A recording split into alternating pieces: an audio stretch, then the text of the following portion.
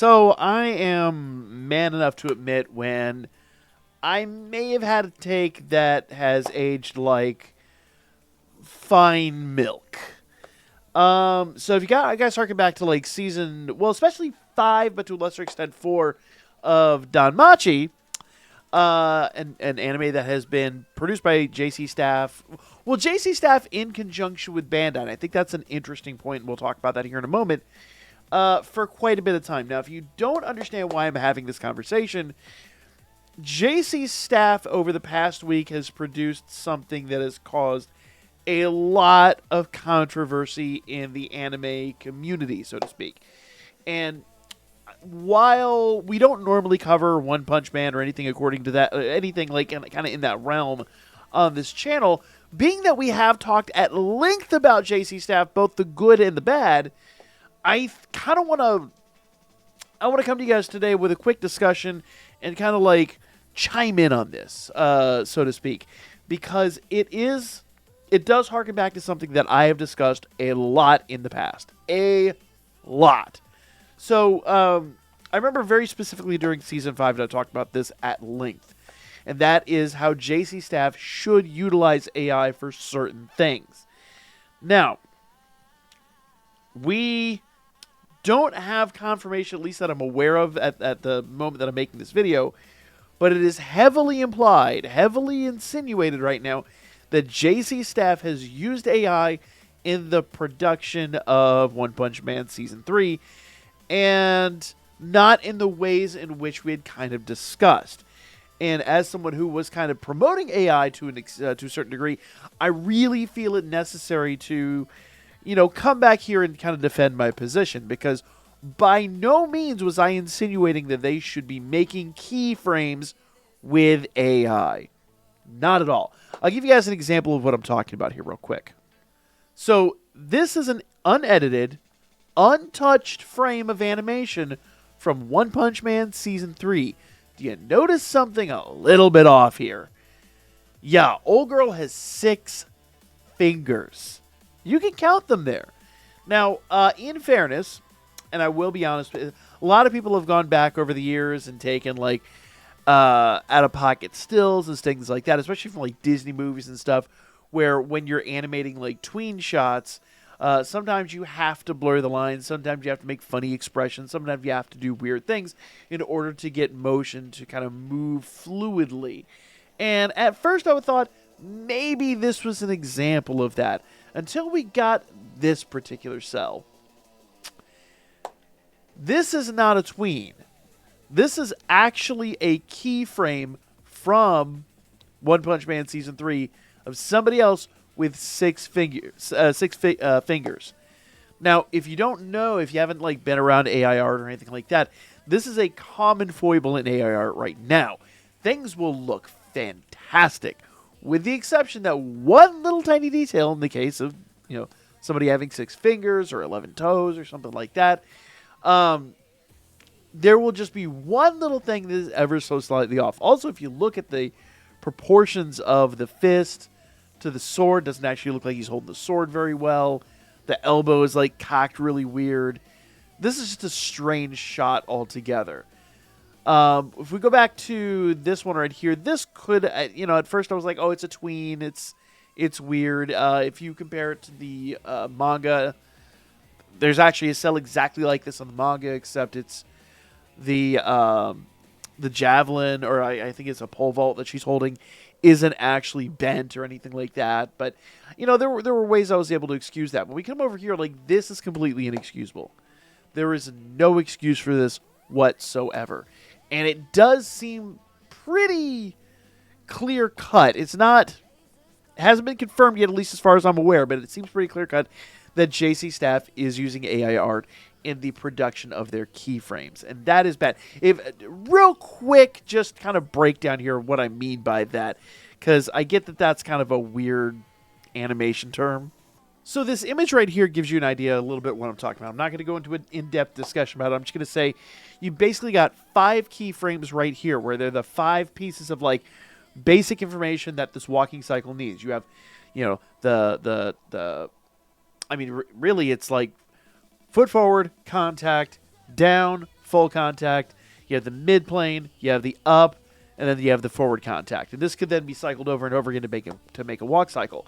Now, you need 24 images a second in order to produce smooth animation. A lot of times in anime, and especially back in the day, they would kind of cut it down to 12, and you really could like tell that compared to like something like Mappa puts out or something of that nature.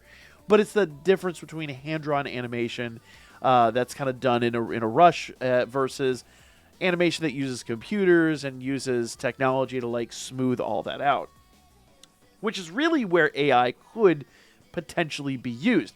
You create these particular images here, and then you use AI to kind of blend the frames and to make those motions look a little smoother. That's what I was talking about. You would never want to use AI to produce one of these 5 singular frames. You'd want AI to kind of blend the lines, to make things a little smoother, to take your animator's 12 frames that they're drawing and then make something in the middle with like AI. A lot of times there are programs out there that there's one in particular called Twixtor that actually is really popular for doing that way back in the day. Like we're talking 10-something years ago when all of this was just a burgeoning technology. So that's what I'm referring to. I'm not talking about just producing a cell out of AI. That's a terrible idea for all the reasons you see right here. There's another famous one, and pardon me, but if you look closely, there's 3 shadows on her chest. There really are. A lot of people have like been excusing this or making up stories as to why that is the case. Well, no. I'm sorry. It's inexcusable, and it's hard to tell because I have the JC Staff logo over her chest. But yeah, she looks like old girl from Total Recall. This is the problem that you have when you abuse AI. When you don't use AI as a tool, use it as a crutch. And there is a very clear and distinct difference in here. And so when we go back to Season 5 of Danmachi, and I'll bring up some exact examples as I'm talking about here. Now, I think this scene here, it's hard to tell without animating it, is a really good example of exactly what I'm talking about. If you remember back to when they had the slowdown in Season 5, when they basically had to delay Season 5 because of the production schedule, we got an episode that looked really good in the beginning and then really started to peter off. It started to have really sloppy animations. Otaro here looks not completely off model, but a little bit off model. And you'll see there's a lot of like repeated frames, repeated things behind him. And if you remember back to that episode, things in this episode were really janky. They really weren't as smooth and precise as you would really like them to be. And go back and compare that to Wistoria. Because, oh my gosh, Wistoria was... Same author, by the way. Omori, the author of the light novels for Danmachi, also writes the story for Wistoria. It has a different artist for the manga, but Omori overall writes the story. And 2 different animation houses were handling this whole situation. JC Staff, with the help of Bandai, there's... I would say it's probably like 70-30 JC Staff with a little bit of Bandai backing. Just basically Bandai, I want to say, is more... It seems like Bandai is more just making sure that they get story elements right, less than making sure that they get some animation correct. Because... And it's hard to tell because we don't usually get a lot of really deep dive information on this. But to me, it felt like Bandai was probably the reason that we had the delay in Season 5. Because they were probably like, hold up, guys, you need to nail this down. Like, this is a big finale. And if y'all screw this up, it's going to bode really poorly for having further seasons of the series. So I would think Bandai probably had a big say in that. JC Staff, on the other hand, has a history of just throwing out... Like, go back to Season 3 and Season 4 of Danmachi, where towards the end you could really tell that they were rushed to get episodes out. So to kind of further prove my point, I want to show you the difference between Wistoria. Once again, same author, way different animation styles. Wistoria was animated by Actus, which is, I won't say they're known for, but they do very clearly use more digital processing. Whereas if we go back over here to, just the stark difference in animation style. Where JC Staff, and the one thing I will give them, for better or worse, they're a little more old school in this way. A lot more hand-drawn stuff. I know it is drawn on Wacom tablets and whatnot, but it seems like it's more hand-drawn, whereas the active stuff feels more like Mappa and Modern Studios, which well-defined, awesome stuff. If I were to criticize some of like the spark effects and things like that, way over, I guess you could tell it's like particle effects and things like that they're using post-processing tools like After Effects and things like that to kind of produce. Whereas with, if we go back over to your JC Staff, a lot of this looks like hand-drawn, except look at the background, you could tell things are just replicated. An old school way of doing it versus a new school way of doing it. And if you go watch Wistoria versus Danmachi, you can even tell that Wistoria, especially when you get down to like the heavy action sequences, full 24-frame animation. And even if you can't hand draw that, they can use digital tools like After Effects and stuff like that to make those sequences more fluid, to basically use a version of AI, even if you don't want to call it AI. They use what's called interpolating, which literally is AI, just not same tool, different name, where it makes up the information, the data, between the frames that you hand it. And that is what I was talking about over here with Danmachi. Something that JC Staff desperately needs to do. When we talked about this during Season 5, that's what I was referencing. Use those tools, use AI, use interpolation, and get those keyframes and those really have the computer create the B frames, those in between frames, those tweens as we call them, and keep your animators busy doing what they do best. But instead, they chose these routes, and it's highly disappointing. And so anybody that is coming from One Punch Man with their old studios into JC Staff seems to be really upset at the moment, with right and reason. And honestly, it's all the stuff that I have been harping on for really the past 3+ seasons as we've been covering it here on this channel, and stuff that JC Staff really needs to fix. And I think, honestly, we're at the breaking point. Because JC Staff either needs to get their stuff together, get with the times, and fix these problems, or honestly, they're just going to start losing contracts. And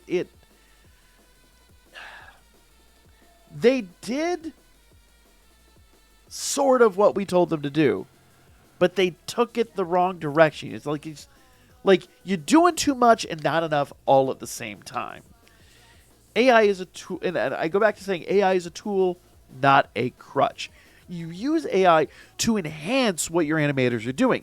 So you don't have to hire more animators. You can take the animators that you have and make them, I guess, more useful. Literally what you're doing is you're expanding what they're capable of doing, giving them more time to focus on doing the keyframe shots, doing the money shots. Then have your grunts and your extra workers do some of the low-level shots, the tweens and things like that, and then use computers, use AI to kind of blend those scenes in between. That's how you do it. You don't render out your money shot with AI, because you're going to wind up with slop like this. Anyway, I've harped on about this for the better part of 15 minutes. It really drives me nuts, because it takes what I was kind of going on about, like the better part of 6 months ago, and really just kind of sullies it, spoils it. As we get into Season 2 of Wistoria, we'll talk a little bit more about this. That should be ramping up here, I believe, in April. As a little background on myself, I am trained as an animator. I went to school for animation and visual effects. I've never necessarily had my credits in an animated film per se, at least not one that had like major motion picture distribution, but I have worked in the industry for many, many years. And so I come at this from somebody who's seen old school animation and has seen, I've been an animation fan since I was a kid. grew up on G.I. Joe, Transformers, things like that. Old school things that were actually, when you go back and you talk about the Thundercats and stuff like that, things that were animated by Toei, the same company that makes Dragon Ball. And now they're making stuff like, Dragon Ball Super and for lack of a better way to put it, Dragon Ball Daima is probably a better example because that was a fantastic animated series. Sailor Moon Crystal, some of the better One Piece episodes, although there are some even questionable episodes of that. They've come a long way. They have grown in this industry. And then you've got, newcomers like, Actus is fairly new. They've been around since 98, but a lot of their stuff has evolved a lot over the years. Madhouse and all those guys, Mappa.